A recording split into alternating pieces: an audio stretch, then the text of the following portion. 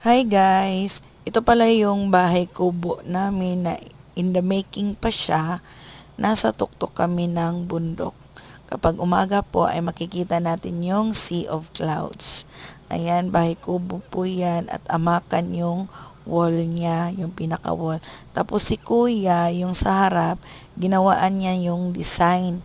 Ilalagay lang po namin ang screen dyan. Tapos meron pong mga bamboo na design. Siya po ang gumawa.